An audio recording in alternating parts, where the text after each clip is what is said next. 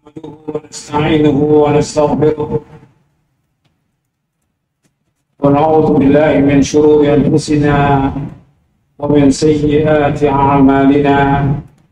من يهده الله فلا مضل له ومن يضلل فلا هادي له. أشهد أن لا إله إلا الله وحده لا شريك له وأشهد أن محمدا عبده ورسوله. يا أيها الذين آمنوا اتقوا الله حق تقاته ولا تموتن إلا وأنتم مسلمون.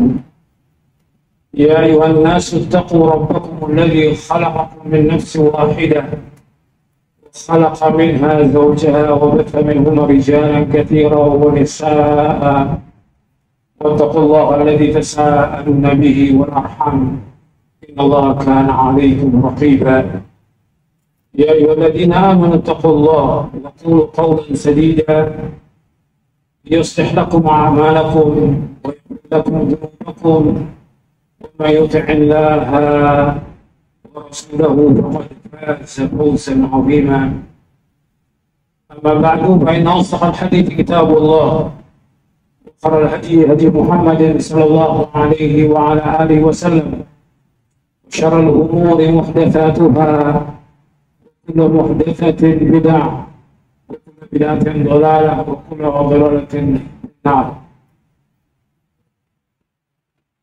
Amma ba'd, Bapak-bapak, Ibu-ibu, saudara sekalian jamaah tiaratur yang mudah-mudahan dirahmati oleh Allah SWT. Alhamdulillah kita bersyukur kepada Allah Subhanahu wa ta'ala kita berada di Arafah. Ini yang ditunggu oleh seluruh jamaah haji dari seluruh penjuru dunia. Nabi bersabda sallallahu alaihi wasallam, haji itu Arafah. Rukun yang paling penting, rukun yang paling pokok haji itu Arafah. Jadi semua orang harus ada di Arafah. Atau dia sakit, atau dia sakit keras, itu harus dibawa dengan ambulan masuk Arafah. Ketika dia berada di luar Arafah, maka hajinya tidak sah. Rukun yang paling besar haji ini adalah Arafah. Dan semua orang di seluruh dunia yang ditempuh ini Al-Hajj Arafah. Makanya semua orang berusaha bagaimana bisa sampai ke Arafah. Karena di tempat ini dan di hari ini juga Allah memerdekakan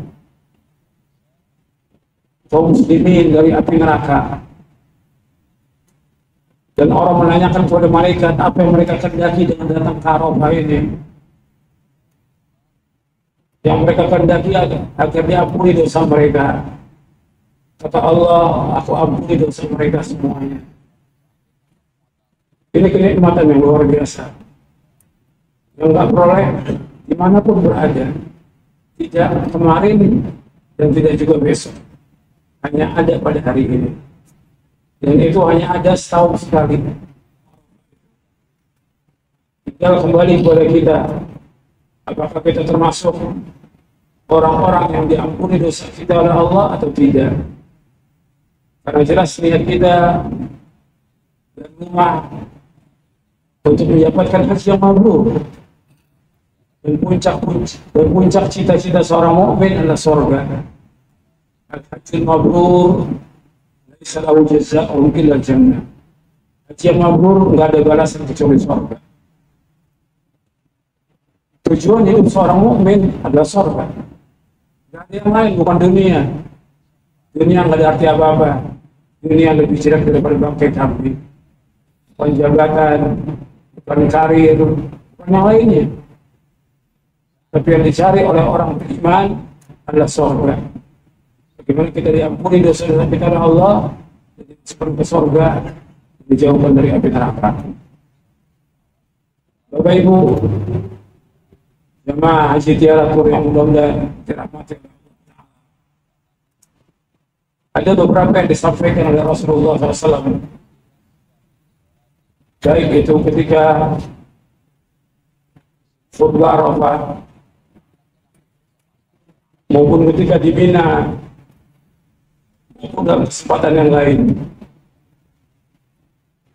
Saya akan memberikan kesimpulan dari beberapa yang Nabi sampaikan, baik itu dalam Arafah, ketika di Hajjatul Wada, maupun ketika di Mina, maupun di waktu yang lain yang pernah disampaikan oleh Rasulullah Sallallahu Alaihi Wasallam sebagai nasihat buat kita agar jadi bekal buat kita seumur hidup kita. Yang pertama yang harus kita ingat bahwa dakwah para nabi dan para rasul alaihi wassalatu wassalam semuanya mendakwakan dakwah tauhid. Dan Nabi selama 23 tahun mendakwakan dakwah tauhid. Dan ketika Nabi haji, bukan haji yang terakhir, yang pertama dan terakhir. Dikatakan Hajjatul Wada, haji perpisahan. Nabi haji yang pertama dan haji yang terakhir. Kemudian dakwah Nabi nggak pernah lepas daripada tauhid selama 23 tahun. Inti dari agama Islam adalah tauhid.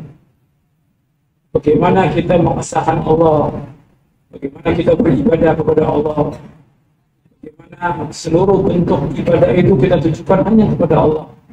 Inna salati wa nusuki wa mahyaya wa mamati lillahi rabbil alamin la syarika lahu wa bidzalika umirtu wa ana awwalul muslimin. Sesungguhnya salatku, ibadahku, dan matiku garis itu bagi Allah, demikian aku perintah dan yang pertama Islam. Jadi yang pertama adalah tauhid. Makanya nggak boleh ada perbuatan syirik. Allah nggak akan ridho kalau ada orang yang berbuat syirik. Karena seluruh langit dan bumi ini milik Allah. Semua milik Allah. Maka ketika kita mengucapkan talbiyah, labbaik Allahumma labbaik, labbaik la syarika laka labbaik, innal hamda wa ni'mata laka wal mulk la syarika lak. Aku penuhi panggilanmu ya Allah. Penuhi panggilanmu ya Allah. Sesungguhnya seluruh pujian, seluruh nikmat, seluruh kerajaan hanya milik Engkau ya Allah. Seluruh milik Engkau ya Allah. Aku penuhi panggilanmu. Seluruh milik Allah. Tidak ada satupun makhluk yang memiliki andil dalam penciptaan langit dan bumi dan penciptaan seluruh makhluk ini. Kita wajib menunjukkan ibadah itu kepada Allah. Maka Allah berfirman, wa ma khalaqtul insana illa liya'budun. Ma uridu minhum min rizqin wa ma uridu an yut'imun. Innallaha huwa ar-razzaqu dzul quwwatil matin. Tidak aku ciptakan jin dan manusia maka beribadah kepadaku. Aku nggak minta rezeki dari mereka, aku nggak minta makan. Allah yang terus harus memberikan rezeki, dan Allah yang terus memberikan, Allah yang maha kuat. Jadi Bapak Ibu sekalian, perhatikan bahwa kita diciptakan oleh Allah untuk ibadah. Tujuan pokok ibadah adalah tauhid, menjauhkan segala macam perbuatan syirik. Kalau kita lihat di Indonesia, di negeri-negeri yang lain, itu masih banyak kesyirikan. Orang masih banyak menyebutkan Allah. Ini perbuatan yang Allah nggak ridho, dan Allah sangat murka. Ancamannya berat. Allah nggak akan ampuni dosanya, dan Allah haramkan bagi mereka surga. Perhatikan itu. Itu orang berbuat syirik. Di Indonesia masih banyak orang datang ke kubur-kubur wali, kiai, kemudian minta di sana, doa kepada mereka, minta kesembuhan, minta jodoh, minta rezeki, minta yang lain. Datang juga ke dukun-dukun dan yang lainnya. Ini semua perbuatan syirik akbar, syirik yang paling besar yang Allah nggak ridho. Allah sudah mengancam dalam Al-Quran, Inna Allah la yaghfiru wa yushraka bihi wa yaghfiru ma duna dzalika liman yasha. Wa yushrik billahi faqad iftara itsman 'azima. Sesungguhnya Allah tidak akan mengampuni dosa berbuat syirik. Dan Allah mengampuni dosa selain itu bagi siapa yang Allah kehendaki. Karena siapa yang berbuat syirik maka sungguh dia telah berbuat dosa besar yang paling besar. Dan orang berbuat syirik dia melakukan dosa besar yang paling besar. Dan Allah menyebutkan lagi dalam surah Al-Maidah, atau tadi dalam surah An-Nisa ayat 28. Dalam surah Al-Maidah ayat 72 Allah berfirman, Innahu may yushrik billahi faqad harramallahu 'alaihi al-jannah wa ma'wahu an-nar wa ma lidh-dhalimin min ansar. Sesungguhnya orang berbuat syirik diharamkan baginya surga, tempat tinggalnya neraka, dan neraka saja yang tempat kembali. Ya, orang berbuat syirik neraka masih banyak. Kita wajib ingatkan diri kita, istri kita, anak kita, keluarga kita, orang tua kita, jangan sampai mereka datang, jangan sampai ikut-ikutan datang ziarah kubur wali. Itu perbuatan syirik. Ziarah kubur boleh, tapi ziarah dengan niat untuk meminta sesuatu, mengharapkan berkah dari kuburan itu nggak boleh. Atau kuburan Nabi Muhammad SAW nggak boleh dengan niat mencari berkah, nggak boleh. Nggak ada satupun kuburan di muka yang mengandung berkah, tidak ada. Niat kita ke Madinah untuk sholat di Masjid Nabawi, cuma kan ada kuburan Nabi di situ, kita sekalian ziarah. Sengaja niat ziarah ke kubur Nabi tidak boleh. Itu kubur Nabi, apalagi kubur yang lain Nabi Sallallahu Alaihi Wasallam. Indonesia masih banyak berbis-bis, sampai 50 bis, 100-an bis itu ziarah ke kubur wali. Ini perbuatan syirik. Kita setelah pulang dari haji ini jangan sampai lagi berbuat demikian. Yang dulu kita wajib taubat. Ingatkan semua keluarga kita, jangan sampai berbuat syirik lagi. Itu tauhid, lawannya adalah syirik. Dan ini harus kita tumbuhkan dalam diri kita. Kepada istri kita, anak kita. Makanya wasiat Luqman kepada anaknya, ya bunayya la tusyrik billah inna syirka ladzimun 'adzim. Jangan berbuat syirik. Syirik itu kezaliman yang amat besar. Tidak ada kezaliman di muka bumi yang paling besar dengan syirik. Makanya syirik itu harus dimusuhi, harus diperangi, harus dilakukan. Maka Nabi memerangi orang-orang yang berbuat syirik. Nabi bukan sekali dua kali, pernah puluhan kali melawan orang-orang yang berbuat syirik. Sampai di hari terakhir Nabi suruh tempat-tempat kesyirikan dihancurkan semuanya. Tempatnya kata harus dihancurkan semuanya dalam satu hari. Gak boleh ada lagi kuburan syirik, gak boleh ada lagi. Pohon-pohon kesyirikan gak boleh ada lagi. Ini Islam. Ini agama Islam merupakan agama tauhid. Gak ada lagi penyembahan kepada manusia. Makanya Nabi Muhammad SAW disuruh untuk mengajak orang-orang Nasrani dan ahli kitab semuanya untuk beribadah kepada Allah. Allah berfirman dalam surah Ali Imran di ayat 64, Qul ya ahlal kitab ta'alu ila kalimatin bainana wa bainakum alla na'budu illa Allah wa la nusyrika bihi syai'an wa la yattakhidha ba'duna ba'dan arbaba min dunillah. Walau wahulu syahadu bi'anna muslimun. Katakanlah wahai ahlul kitab, kembalilah kepada kalimat yang sama antara kami dan kalian. Tidak boleh kita beribadah dengan hanya kepada Allah saja, dan tidak boleh kita menyebutkan Allah dengan sesuatu pun juga, dan tidak boleh sebagian kita menjadikan sebagian yang lain sebagai Tuhan selain Allah. Karena orang Nasrani menjadikan Tuhan, orang Yahudi menjadikan Uzair sebagai Tuhan, nggak boleh lagi. Apabila kalian berpaling, saksikan bahwa kami orang Islam. Jadi ini yang pertama tanamkan dan terus tanamkan pada diri kita, keluarga kita, istri kita, anak kita, supaya mereka bertauhid kepada Allah, menjauhkan syirik. Ini yang pertama. Yang kedua, yang antum harus ingat bahwa Nabi Shallallahu Alaihi Wasallam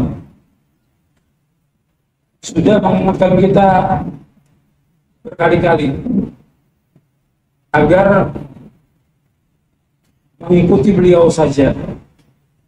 Di muka bumi ini gak ada seorang manusia pun yang wajib kita ikut, melainkan cuma satu.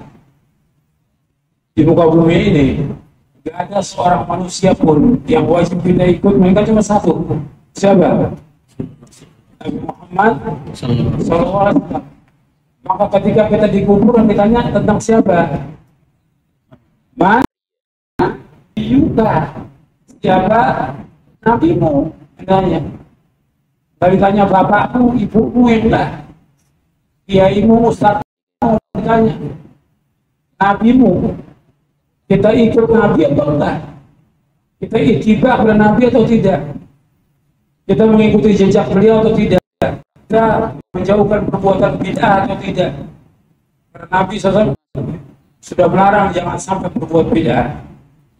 Nabi berkali-kali menyampaikan dalam khutbah, kullu bid'atin dalalah wa kullu dalalatin finnar. Setiap bid'ah sesat, setiap kesesatan tempatnya neraka. Masalah kecil, masalah bid'ah, masalah neraka.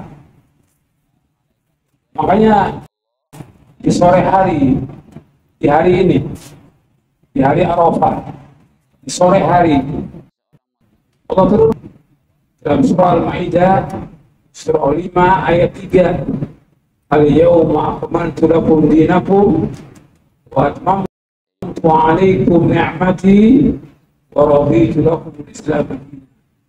Pada hari ini aku telah sempurnakan bagimu agamamu. Aku telah cukupkan nikmatku atasmu dan aku ridho Islam menjadi agama bagimu. Maka tidak ada agama lagi kecuali agama yang dibawa oleh Nabi Muhammad SAW. Syariat kecuali syariat yang dibawa oleh Nabi Muhammad SAW. Tidak ada tarekat kecuali tarekat yang dibawa oleh Nabi Muhammad SAW. Itu dijelaskan oleh Al-Hafidh Ibnu Katsir dalam tafsirnya tentang ayat ini. Jadi jalan yang kita tempuh, jalan yang ditempuh oleh Rasulullah SAW, kita wajib kita. Dan ini terus harus kita ingatkan. Makanya kita dimusuhin ketika kita menjelaskan tentang syirik, menjelaskan tentang tahrim, kita dimusuhin karena yang paling tidak senang kepada dakwah ini itu iblis. Iblis membisikkan kepada wali-walinya. Jadi nggak mau kalau ada orang yang melarang perbuatan syirik, melarang perbuatan bid'ah, iblis nggak mau. Justru mereka pengen semua manusia bersama iblis masuk mana? Dan itu Allah sebutkan dalam beberapa ayat dalam Al-Quran. Makanya kita wajib untuk ittiba. Yang ketiga, Nabi selalu mengingatkan kepada kita untuk berpegang kepada Quran dan Sunnah. Hajjatul Wada itu Nabi sebutkan, taraktu fikum amrayni lam tadillu ma tamassaktum bihima, kitab Allah sunnati. Aku tinggalkan dua perkara yang kalian tidak akan sesat selama berpegang dengan dua perkara itu, yaitu kitabullah, Al-Quran dan Sunnah. Tapi Nabi juga sering mengingatkan kepada manusia agar berpegang teguh kepada Quran dan Sunnah ala fahmi salaf. Kita wajib mengikuti pemahaman siapa? Para sahabat. Karena pemahaman yang maksud hanya pemahaman sahabat. Pemahaman yang wajib diikuti pemahaman sahabat. Kita wajib mengikuti Al-Quran dan Sunnah ala fahmi salaf. Ayat-ayatnya banyak dalam Al-Quran, haditsnya banyak, asarnya juga banyak. Suruh kita mengikuti Quran dan Sunnah Nabi SAW. Itu jalan selamat. Kita mau selamat dari firqah-firqah yang sesat.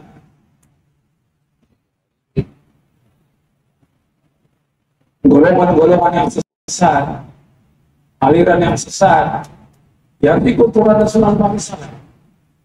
Nah, ikut, ya ikut aliran sesat. Sekarang udah bukan satu, bukan lagi, udah lebih dari ratusan aliran di Indonesia ini. Dan sesat semuanya. Pada sesat Nabi menyebutkan kembalinya kemana? Neraka.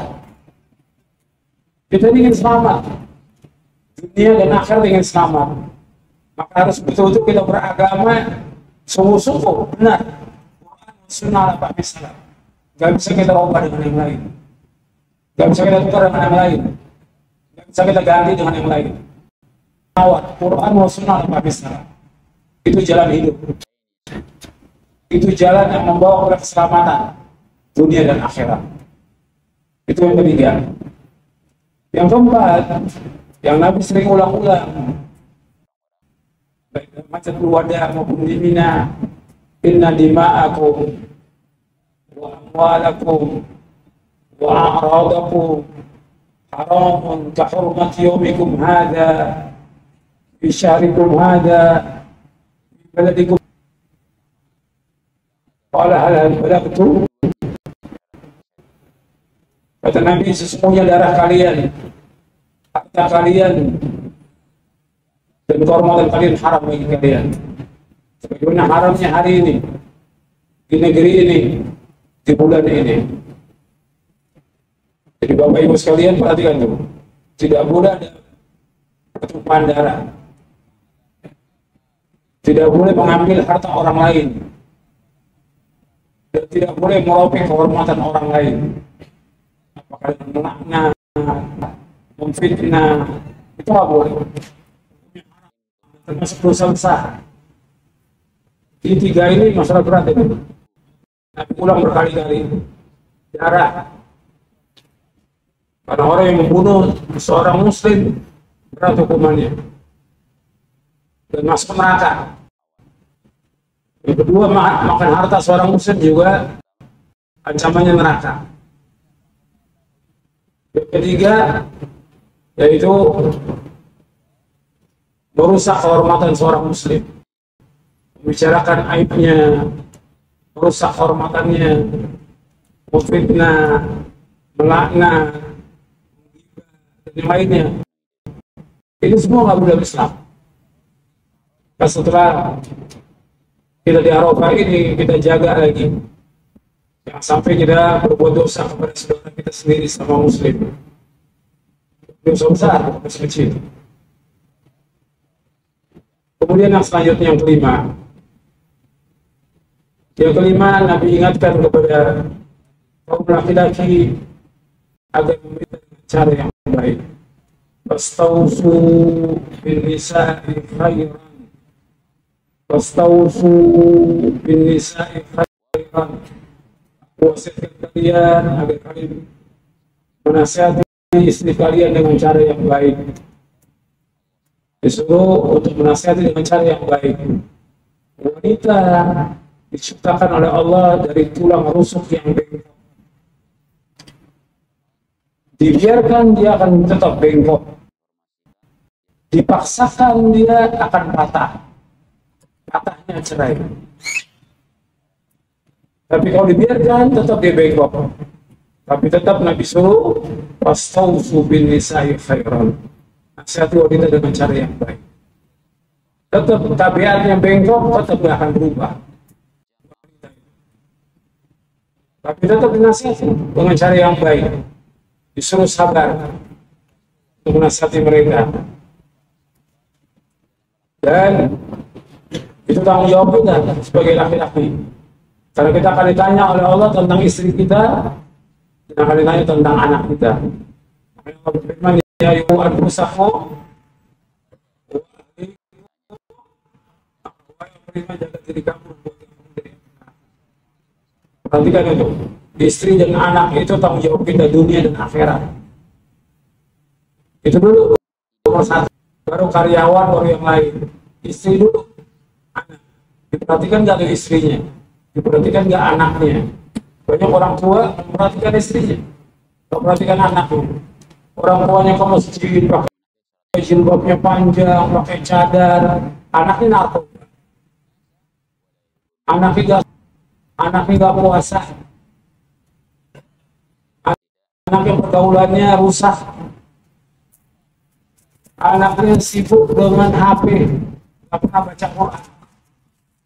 Karena orang tuanya tidak mencontohkan yang baik. Ini mulai berubah nanti. Setelah pulang dari Arafah ini harus berubah. Tanggung jawab kita berat di hari kiamat.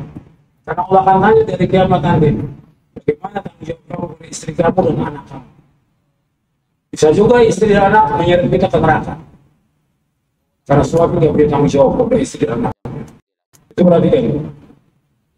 Kemudian yang keenam, yang perlu kita ingat bahwa kita ini banyak dosa. Dosa kita sangat banyak. Tidak terhitung saya dan antum bersama. Kesempatan hari itu kepada Allah atas semua dosa.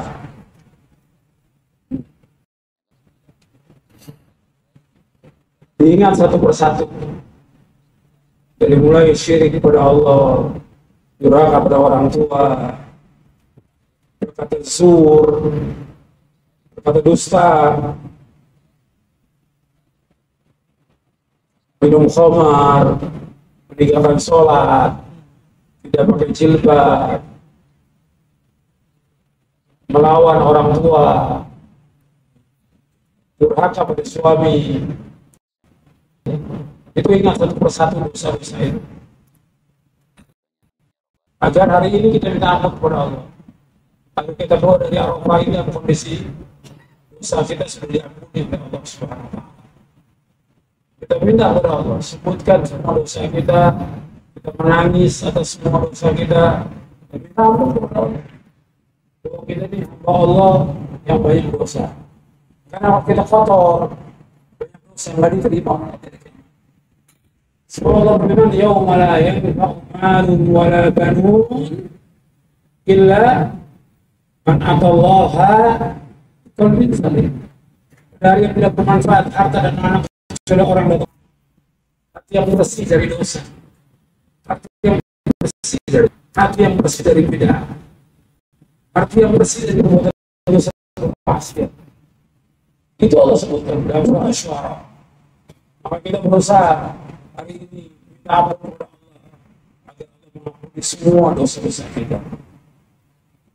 Yang terakhir, yang perlu saya ingatkan kepada Bapak Ibu sekalian, bahwa perjalanan hidup kita ini masih panjang.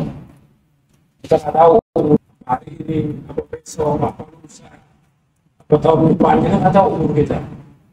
Tapi perjalanan masih panjang. Kita wajib untuk bertakwa kepada Allah. Takwa kepada Allah. Terus iringi takwa itu dalam kehidupan kita. Makanya ketika haji itu Allah berfirman, "Wa tazawwadu khairan zadi taqwa." Berbekalah kalian karena bekal yang paling baik adalah takwa. Bukan uang, bukan dolar, bukan real, bukan makanan, tapi bagaimana ketakwaan kita kepada Allah agar kita tidak melanggar syariat, agar kita tidak melawan Allah, agar kita taat sami'na wa ata'na kepada Allah dan kepada Rasulnya. Jauhkan semua larangan Allah, takwa kepada Allah. Di mana saja kita berada, maka Nabi berpesan kepada sahabat dengan pesan ini. Cuma 3 pesan ini. Ittaqillaha haitsu ma kunta wa atbi sayyi'atal hasanata tamhuha wa khaliqin nasa bi khuluqin hasan. Bertakwa kalau di mana saja kamu berada, di Arafah, di Mekah, di Madinah, di negeri kafir, takwa kepada Allah. Allah melihat kita dan Allah bersama kita. Jangan melanggar syariat, jangan tinggalkan kewajiban. Takwa kepada Allah. Yang kedua, iringi perbuatan yang jelek dengan perbuatan yang baik. Biasanya perbuatan yang baik akan menghapuskan perbuatan yang jelek. Dosa-dosa kita iringi dengan perbuatan yang baik, dengan berpikir, beristighfar, dengan sedekah, dengan berbuat-buat kebaikan.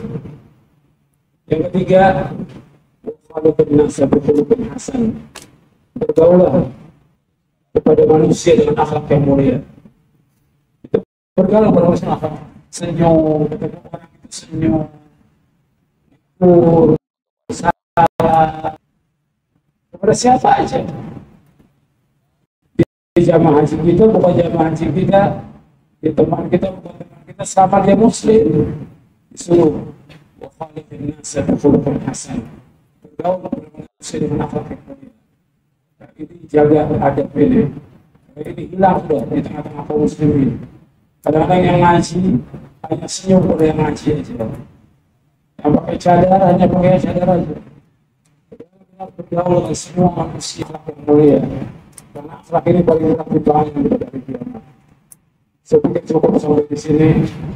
Mudah-mudahan bermanfaat dan bisa kita amalkan. Mudah-mudahan Allah mengampuni dosa-dosa kita. Mudah-mudahan Allah menjadikan haji kita haji yang mabrur. Dan habis ini kita sholat zuhur 2 rakaat, kita qomat lagi sholat asar 2 rakaat di jamaah takdim. Mudah-mudahan apa yang saya sampaikan bermanfaat dan kita amalkan. Wassalamualaikum warahmatullahi sallallahu alaihi wa sallam. Subhanallah bihamdik. Asyhadu an la ilaha illa anta astaghfiruka wa atubu ilaik. Assalamualaikum warahmatullahi wabarakatuh.